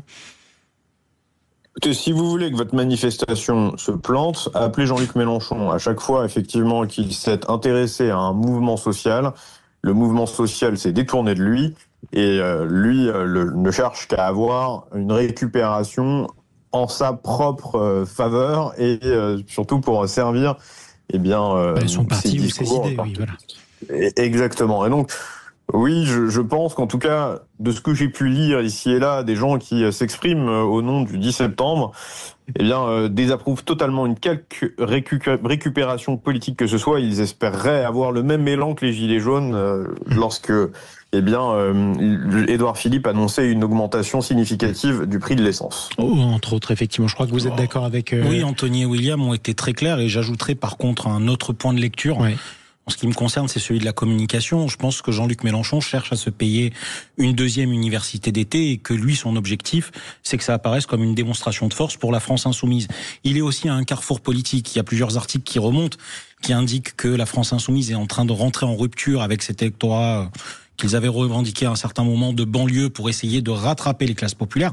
Je crois que ça sera très difficile, voire même impossible. Et aujourd'hui, le seul enjeu, c'est de montrer que la France insoumise existe, s'empare de combats sociaux. Mais elle oublie un point, c'est que Nicolas Kipeil, je suis pas sûr qu'il vote Mélenchon. Nicolas Kipeil, vous le laissez le même. Qui était instigateur, je crois, si je dis pas de bêtises, d'une certaine manière, de cette journée-là. Alors, on rappelle Nicolas Kipeil, c'est devenu un gimmick sur les réseaux sociaux.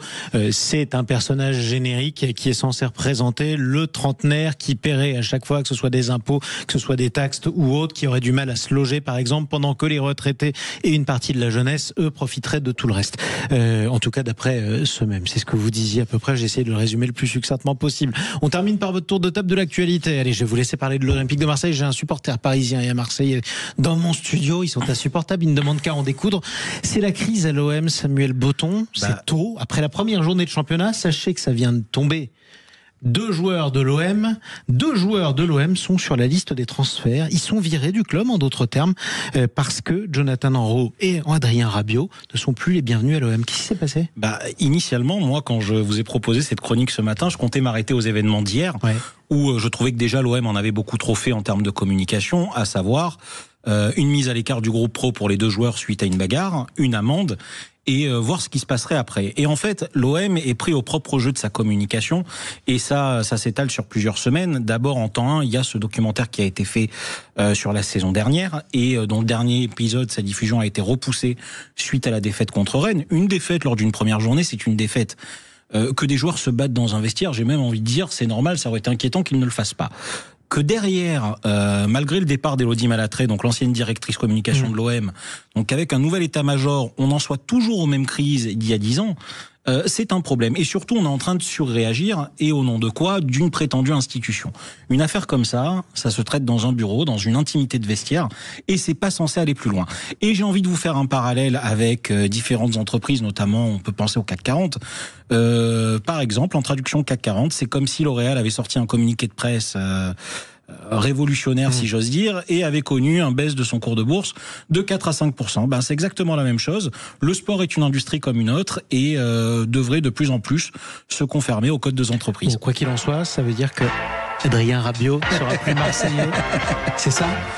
A priori, mais après, comme je l'ai dit, ça peut aller très vite. C'est-à-dire aujourd'hui, ils veulent le vendre, peut-être que ça n'arrivera pas. Et qui vous dit qu'au mois d'octobre, il ne sera pas de retour en fanfare contre le PSG et réintégré au groupe. Il peut tout se passer, c'est le foot. Peut-être que c'est le réalisme qui me le dit, mais on verra ça. En tout cas, moi je suis pas supporter parisien, donc je m'en fiche, contre-fiche. Bon courage à tous les supporters marseillais qui ont quand même un sacré effectif, même s'il va être amputé de 2 sacrés talents. Rapidement, un mot. La théorie des Olympiques. Un Olympique ne peut pas être heureux quand l'autre l'est aussi. Oui, ça doit être ça, effectivement. Quoi qu'il en soit, on y reviendra. Allez, vous parlez à un supporter des Verts qui lui est en Ligue 2. Il est déjà bien assez gentil de vous laisser parler de vos clubs et de votre championnat de Ligue 1 que personne ne regarde. Voilà. Allez, restez avec nous, on va se retrouver dans un instant parce qu'on va parler de ce que des gens ne devraient pas regarder. C'est la mort d'un influenceur sur une plateforme. Que se passe-t-il ? Vous allez découvrir les plateformes poubelles dans un instant avec notre invité pour le coup de projecteur des vraies voix. C'est absolument révoltant. Sud Radio, c'est votre opinion qui compte. Vraie Voix Sud Radio, le coup de projecteur des vraies voix. Avec notre invité qu'on accueille avec plaisir, Fabrice Epelboin, bonsoir.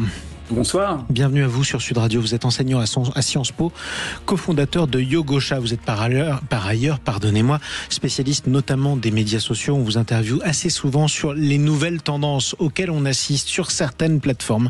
On va vous parler d'une histoire qui révolte une bonne partie des réseaux sociaux et qui a de quoi révolter. C'est la mort d'un homme dont le pseudo était Jean Permaneuve. Il est manifestement mort en plein pendant un live sur une plateforme en direct. Il était en train de dormir. Cet homme était très célèbre. Ses vidéos sur TikTok avaient cumulé en tout plus d'1 milliard de vues. Il était avec certains de ses acolytes et en découvrant sa mort, ceux qui ne connaissaient pas ce qu'il faisait ont découvert qu'il était assez souvent maltraité, parfois avec son consentement, par ses acolytes. Et qu'un certain nombre d'internautes regardaient les vidéos en direct pour le voir se faire harceler, parfois houspiller, parfois insulter, parfois aussi comme dans cet extrait qu'on va vous faire écouter, qui était malheureusement prémonitoire. C'était donc Jean Permaneuve avec ses complices.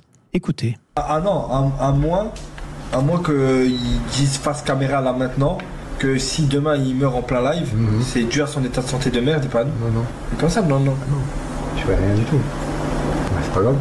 Du moment que t'es en live, on voit que tu m'as porté des secours ou qui m'a porté. Non mais c'est pas, ça marche pas comme ça. Mais imagine ça arrive au moment, vas-y. Les gens ils vont s'en prendre à nous alors que c'est dû à tes 46 ans de vie minable. Tu peux pas savoir que j'aurais fait une crise cardiaque. Imagine, ça finit de thyroïde et t'as un... Ça fait un exemple de n'importe qui aussi. Ouais mais lui sa vie elle est morte après frère. Oui, mais effectivement. En tout cas, dans un certain nombre de vidéos qui duraient parfois des heures, on le voyait se faire maltraiter, se faire peinturlurer, se faire frapper, se faire ligoter aussi.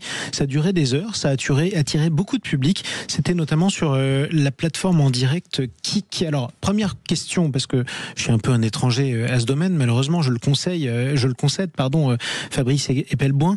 Qu'est-ce que cette plateforme Kik ? C'est une plateforme qui est spécialisée dans la retransmission en live d'événements et plus particulièrement de jeux vidéo. C'est très similaire à Twitch, qui a beaucoup plus de succès. Mais néanmoins, cette émission, si on peut qualifier ça ainsi, était l'une des plus populaires de la plateforme au niveau mondial et la plus populaire en France. Qu'est-ce qui s'y passait ? Quelque chose qui s'apparence à des séances de torture continues, et ce depuis des mois et des mois et des mois, qui généraient des revenus très très importants. On parle de plusieurs dizaines de milliers d'euros par mois de revenus pour l'ensemble du groupe. Cet individu qui est mort lui-même avait droit à une petite part du gâteau, mais assez réduite. Il me semble que ses revenus étaient de l'ordre de 6 000 euros par mois, alors que les autres comptaient leurs revenus en dizaines de milliers d'euros. Et cette émission avait lieu depuis nettement plus d'1 an. Ça a fait l'objet de 3 articles dans Mediapart en 2024, 2 signalements auprès de l'Arcom par la Ligue des droits de l'homme, 2 signalements auprès du secrétariat à l'économie numérique de la part de Mediapart, d'une multitude de signalements dans tous les sens, sans le moindre effet jusqu'à aujourd'hui. J'ai une question toute bête. Vous dites que c'était l'une des émissions les plus populaires de la plateforme. Combien de personnes en général venaient assister à ça à un instant T ? Et surtout, qu'est-ce qu'ils venaient voir ? Qu'est-ce qui les attirait ? Alors combien de personnes ? Je ne sais pas. Mais très clairement, cette émission faisait partie du top 10 mondial et était numéro 1 sur les audiences en France. Donc on est face à une audience de masse. 130 000. 130 000, nous dit Samuel Botton. C'est les chiffres de Nasdaq, par exemple, sur ses lives sur Twitch à l'époque, quand il était numéro 1. On était à peu près dans ces eaux-là et de tête sur cette équipe de streamers. C'était plus ou moins la même chose. L'équivalent de l'audience de LCI ou de France Info, par exemple. C'est considérable. Sauf que qu'est-ce qu'on venait y voir ? Un homme, alors avec son consentement pour toucher quelques milliers d'euros manifestement, mais qui se faisait souvent torturer, en tout cas harceler ou maltraiter. Ah, souvent, c'est un euphémisme. C'était le thème central de leur émission. Il était en permanence maltraité et torturé. Donc ça veut dire que près de 130 000 personnes se connectent régulièrement, voire tout le temps, pour voir ce pauvre homme qui aujourd'hui est décédé se faire maltraiter. C'est ça. Et on peut d'ailleurs se poser des questions sur la responsabilité juridique des gens qui regardaient tout ça et qui contribuaient à tout ça à travers des dons, typiquement, qui constituaient les revenus de cette émission. Et ça me paraît absolument stupéfiant. Alors il faut que je le précise quand même. Le parquet a précisé qu'à ce stade, il n'y avait rien de suspect, même si une enquête a été ouverte. On ne sait pas quelle est la responsabilité des uns ou des autres. Une autopsie sera pratiquée et évidemment, on en saura plus dans les jours qui suivent. Ce qui pose question, c'est presque tout ce qui s'est passé avant et pendant des mois et des mois, moi, que je trouve hallucinant. Samuel Botton, ça n'a pas l'air de vous surprendre? Alors déjà plusieurs choses. Une précision sur Kik. Kik a été le refuge de tous les streamers qui ont été bannis de Twitch pour les affaires les plus sombres. Je pense notamment à des affaires de harcèlement sexuel. Il y a même eu certains streamers qui ont été écartés pour des raisons de pédophilie. Donc ça a été un vrai attrape-poussière, hein, si j'ose dire. Et à partir de là, j'en veux aussi à Madame Chapaz, notre ministre, qui a lancé plusieurs signalements, mais qui n'ont jamais été suivis d'effet. Il y a l'Arcom aussi qui a eu un grand rôle à jouer dans cette histoire et qui n'a pas bougé. Et en fait, ce qui doit nous interpeller, et c'est un sujet que j'aborde régulièrement avec mes étudiants, c'est l'impact de ces plateformes, des réseaux sociaux et de différents créateurs de contenu, et surtout comment tout ça n'a pas pu être anticipé alors qu'on sort à peine d'une commission parlementaire qui a été dédiée à ces questions-là. J'en veux aux députés qui ont maltraité ces sujets, qui ont posé les mauvaises questions et qui ont reçu les mauvaises personnes. On a abordé sur cette commission rapidement du doigt avec Nasdaq Chiente à l'époque ce qu'étaient ces questions d'humiliation sur des streams.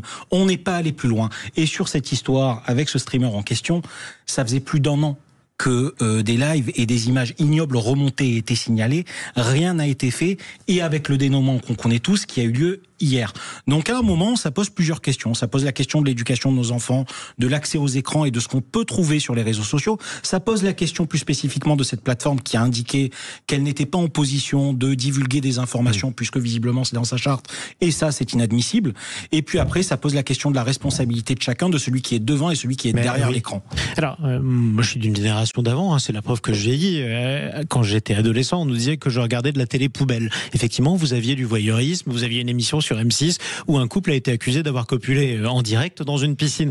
On a franchi une limite supérieure là, William Tay. Oui, parce que la société a évolué aussi entre-temps. Parce que malheureusement, ce que vous rencontrez là, en fait, au sein de cette émission, c'est ce que rencontrent la plupart des enfants au sein du harcèlement scolaire. C'est-à-dire qu'en fait, vous avez toujours, et c'est malheureux, un certain public qui apprécie, pour expurger les problèmes qu'ils ont au quotidien, de voir une autre personne aller plus mal qu'eux. Avec la même phrase qui est connue, lorsque je me regarde dans le miroir, je me désole, et quand je me compare, je me console. Et ben vous avez une partie des gens qui sont comme ça, ça fait partie des travers de notre société, c'est comme ça. Et moi je pense que eux ont un problème, et notamment, ça a été rappelé par votre intervenant, ça pose une question, c'est comment ça se fait. Est-ce que toutes ces personnes peuvent être inculpées pour non-assistance à personne en danger. Sachant que, attention, je le précise, pour l'instant, on ne sait pas, ça se trouve, la mort est complètement naturelle, quels que soient les actes. Non, mais même à partir du moment où quelqu'un subit autant de violence, vous avez quand même un article du Code pénal qui prévoit que lorsque vous voyez quelqu'un qui subit des préjudices, qu'il faut l'aider d'une certaine manière ou d'une autre, et ces personnes-là n'ont pas voulu l'aider. Pire, ils ont aggravé cette situation en étant un public, et deux, qu'ils ont donné des dons. Ensuite, après, ça pose la question de ces co-responsables. C'est-à-dire qu'au bout d'un moment, non seulement par leur service, mais en plus par leur objet de monétisation, je pense qu'il y a quand même plusieurs articles en France, et on en a assez beaucoup, pour pouvoir les inculper d'une manière ou d'autre, ou en tout cas les faire entendre. Et après, pose la question de la plateforme. Si la plateforme récupère tous les tarés qui sont même pas les bienvenus sur Twitch, et dire que Twitch dérive déjà, c'est quand même un euphémisme, faudrait quand même se poser la question, lorsque vous êtes ministre du numérique, de pas poser la compatibilité de l'existence d'une telle plateforme en France. On met plein de UE European Act pour régler les plateformes du numérique. Est-ce qu'on peut tolérer qu'une plateforme comme ça puisse exister dans notre continent ? C'est un sujet qui est cher à Fabrice Epelboin, qui vous répondra dessus dans un instant. Mais j'aimerais qu'on entende aussi Anthony Martin-Smith, qui est très sage depuis son studio personnel à distance. Anthony, est-ce que vous avez été surpris de découvrir tout ça, ou vous connaissiez l'existence de cette émission ? Non, je ne connaissais pas l'existence de cette émission. J'étais assez stupéfait quand notre rédaction nous a envoyé les sujets. Il a fallu évidemment que je me renseigne, parce que je suis très étranger à cet univers des streamers. J'en connais quelques-uns pour ceux qui sont très mainstream, c'est-à-dire les plus connus sur YouTube, etc. J'ai été catastrophé de lire à la fois cette terrible nouvelle, mais aussi peu surpris, parce que il faut constater quand même que tout ceci n'est que le reflet de notre humanité, ou de notre inhumanité parfois, même trop souvent. Les réseaux sociaux ne sont que des accélérateurs, que des facilitateurs, et transmettent une information qui en fait existe déjà depuis très longtemps, mais beaucoup plus rapidement. Moi, ça me pose forcément question. Je me dis, est-ce que là, on a eu la chance dans notre pays, en France, d'avoir l'Arcom, l'autorité de régulation, excusez-moi, de la communication, de l'audiovisuel et des médias. Son rôle devrait être davantage renforcé. On a la chance d'avoir cet organe. On y est soumis, nous, les médias, chez Sud Radio et d'autres. On doit faire attention à ce que nous publions. À partir du moment où vous avez une audience de 120 000, 130 000 spectateurs à chaque fois, vous devez être considéré comme un média. Le rôle de la plateforme, évidemment, il est prégnant. La plateforme, elle doit juste collaborer avec la justice, elle doit collaborer avec l'Arcom si un jour ça devenait son périmètre d'intervention pour contrôler ce qui peut être fait, ce qui peut être dit, ce qui peut être montré. Parce que 120 000, 130 000 personnes, je crois que c'est Samuel le disait, c'est une audience proche de celle de LCI. C'est complètement fou. Donc, vous avez une responsabilité dans ce que vous montrez. Et évidemment, vous avez une responsabilité dans ce que vous regardez, dans ce que vous tolérez. Si les gens ont regardé ces sévices-là, 120 000, 130 000, ça veut dire 120 000, 130 000 personnes qui ont toléré la violence en direct sur une personne. Ce n'est pas porter assistance à une personne, à une personne qui est en danger. Fabrice Epelboin, beaucoup de choses qui ont été dites. Il faut que vous puissiez répondre aussi parce que c'est un vieux serpent de mer. La régulation des plateformes, la sanction de celles qui laissent diffuser des choses horribles. Et pour vous, c'est pas crédible. En tout cas, c'est pas réalisable. Il y a un malentendu sur le rôle de l'Arcom sur les réseaux sociaux. C'est absolument pas comparable à ce qui se passe sur les médias traditionnels. Oui. L'Arcom, qui est un dispositif central dans le Digital Service Act, la loi sur la régulation des réseaux sociaux qui a été votée en Europe et qui est en application depuis déjà quelques années, à ce stade, se contente de déléguer à des associations et des ONG le pouvoir de censure. On n'est pas du tout dans ce cadre-là, dans la mesure où essentiellement cette censure est de nature politique. Là, il n'y a pas de contenu politique. Le seul petit morceau de contenu politique qu'il y a eu dans cette, j'ose appeler ça une émission, ça a été un salut nazi fait par ce jeune homme qui est mort, qui a donné lieu effectivement à une interruption d'une semaine de l'émission. C'est pas ce que j'ai dit. Visiblement, il n'y avait absolument rien à reprocher. Mais sur les sévices. Mais c'est pas ce que j'ai dit en plus. Ce que je dis, c'est que l'Arcom devrait avoir... On a d'une part un ministère qui a été averti de 2024. Ouais. On a l'Arcom qui a été saisi par la Ligue des droits de l'homme dès 2024. Il ne s'est rien passé. Et pourquoi il s'est rien passé? Moi, la question... Alors, parce que c'est pas le boulot de l'Arcom. L'Arcom se focalise sur des problématiques politiques. Alors, je vais reformuler la question, si vous le permettez. Comment on empêche une plateforme de laisser diffuser sur une émission très regardée des sévices? Qu'est-ce qu'on doit faire, Fabrice Epelboin? En lui demandant poliment, il aurait suffi que l'Arcom le demande poliment, ou que la ministre qui fait censurer une multitude de choses, comme on l'a appris dans ces auditions parlementaires que vous évoquiez il y a peu de temps, le demande poliment, ça aurait largement suffi. Visiblement, ça ne fait pas partie des sujets qui préoccupent. Mais ça veut dire que tout ça est au bon vouloir, et ça veut dire que pour vous... c'est pas la faute de la plateforme puisqu'on lui a pas demandé poliment. En gros, si, la plateforme a sa responsabilité. Quand on a une audience de 130 000 personnes, on ne peut pas passer inaperçu sur une telle plateforme. S'il y avait 200 spectateurs. Voilà. On aurait pu imaginer que noyé dans la masse, ça passe inaperçu. Mais là, 130 000, c'est pas possible. Donc ça veut dire qu'il y a une responsabilité et qu'on peut reprocher à la plateforme d'avoir laissé diffuser. On peut tout à fait se servir de la plateforme comme bouc émissaire et éviter de regarder les choses en face, éviter de regarder l'Arcom en face, éviter de regarder la ministre en face. Tout à fait. C'est une stratégie. C'est d'ailleurs la stratégie que je sens l'ironie dans votre propos. Un peu. Il y a quand même deux des individus qui participaient à cette émission qui ont fait une garde à vue, là encore en 2024, qui en sont ressortis libres, et il y a eu une enquête de police qui s'en est suivie. La ministre n'a pas bougé, l'Arcom n'a pas bougé. Mais il y a même un des deux protagonistes qui a volé le portable de l'individu qui est décédé et qui a vu les messages que le monsieur a envoyés à sa maman et qui disait « je veux partir, j'en ai marre d'être harcelé », etc. Enfin, quand vous regardez les trades qui sont mis sur Twitter, c'est quand même affolant et ils ont bien vu qu'en fait leur fond de commerce était de maltraiter ce monsieur et qu'en le frappant, ils allaient gagner de l'argent comme ça. Et c'était complètement le cœur de stratégie. Et donc je pense que ces deux personnes-là doivent être inculpées pour mise en danger à la personne de qu'elle le devrait. C'est évident qu'il faut le faire. Ça ne souffre pas de discussion. Évidemment qu'ils doivent être inculpés, évidemment qu'ils doivent être inquiétés par la justice. justice, et ils le seront probablement à ce stade. Oui.